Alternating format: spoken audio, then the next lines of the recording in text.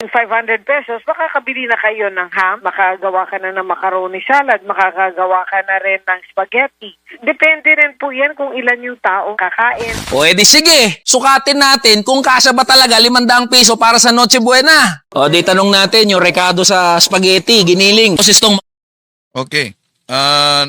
Nag-viral ngayon at naging mainit na debate sa social media. Itong pahayag sa DTI Secretary Roque na ang 500 pesos ay sapat na daw para sa Noche Buena. Nag-react dito si BP Sara habang doon sa Netherlands. Sabi niya na hindi totoo yon. Hindi totoo. Nakasya sa Noche Buena ang 500 pesos.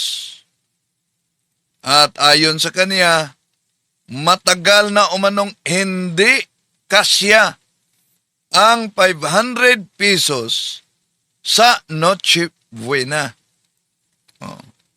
At kaugnay sa uminit na issue sa social media na sinabi umano ni Senador Rodante Marcoleta na tanggalin ang Noche Buena dahil magastos lang.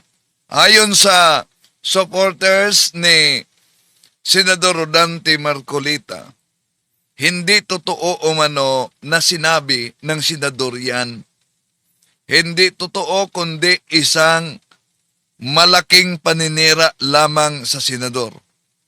Pero dumami ang mga naghayag ng galit kay Senador Marcoleta kahit na walang makita nating video na magsabing totoo talaga yung ipinahayag na senador. The Beelzebub from Hell. Kilala niyo ba siya, mga palalabs? Siya lang naman ang nag-iisang pambansang aso ng Pilipinas na kinalimutan na namang pakainin ng pedigree ng mga... Okay, isa lang yun sa nagalit. Na ang sabi, alisin na daw ang Pasko at ang New Year. Gastos lang daw. So iba naman ang kay Aling Mare, Pasko at New Year ang alisin dahil gastos lang umano kay Aling Mare yun. Abay, ayos dito si Marcoleta. Marcoleta. Wala na raw kwenta ang Noche Buena o mga DDS. So ang sa isa naman ang Noche Buena. Pero sabi ng mga supporters ni Senador Marcoleta, hindi totoo na sinabi ng senador iyon, kundi isang paninira lang umano gamit ang Noche Buena. So hindi pala ito kasama kung ganon, tulad sa cross na tanggalin sa ospital. Tatalakayin natin muna ito. Kayo, maniniwala ba kayo na ang 500 pesos sapat na daw bawat pamilya para sa Noche Buena?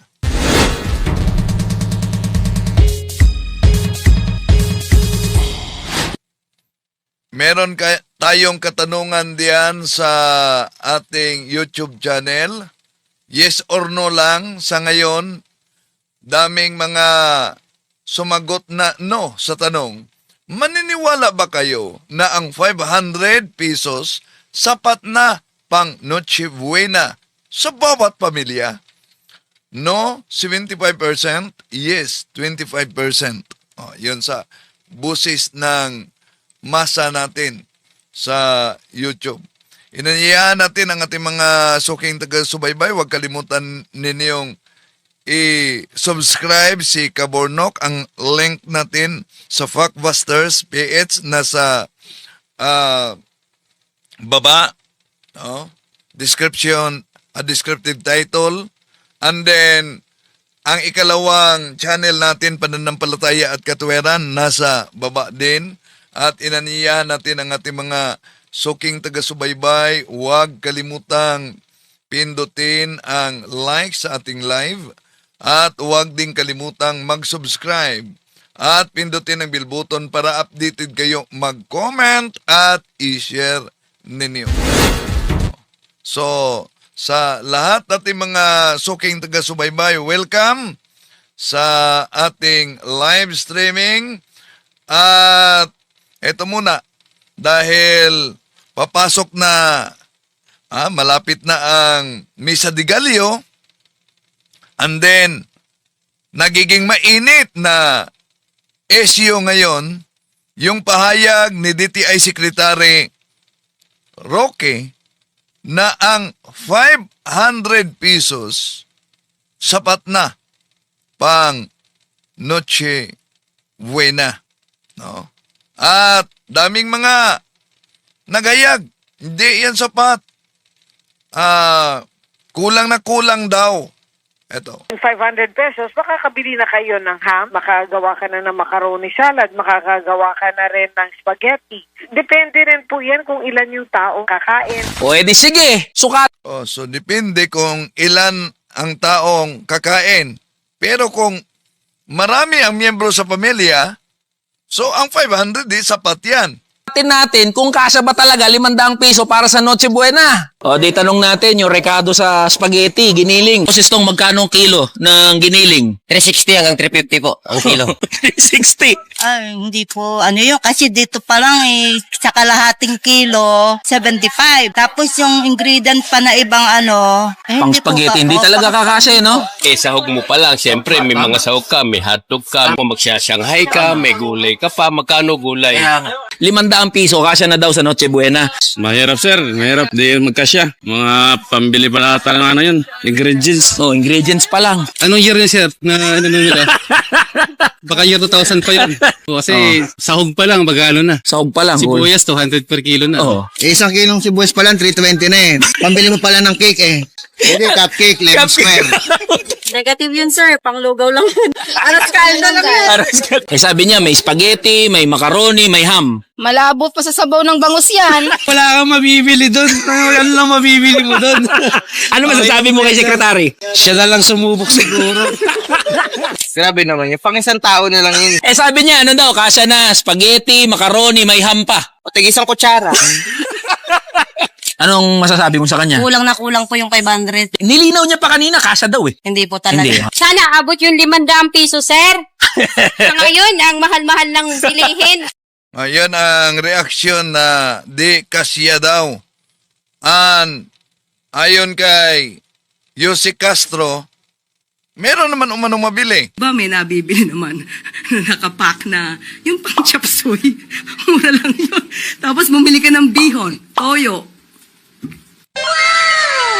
So, yan. Meron ka ng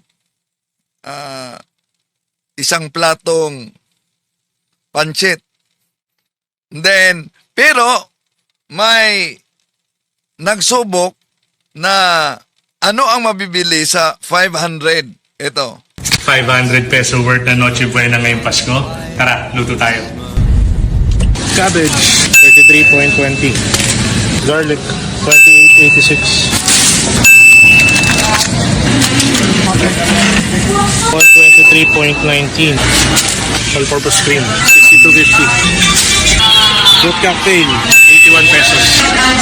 Spaghetti, 39.50. Green peas, 13.50. Lord, chicken cubes, 18.50, tatlo. Water cup.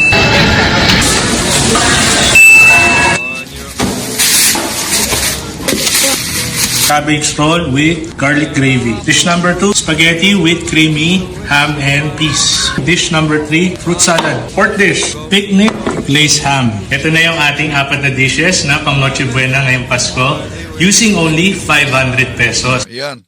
500 pesos. Yon ang nabili niya. No? Pero, kung ang miyembro sa pamilya ay 7, kukulangin siguro yon. No? So, ano ang masasabi ninyo sa inilabas na pahayag ni DTI Secretary Roque na ang 500 pesos ay kasya para pang Noche Buena. Okay.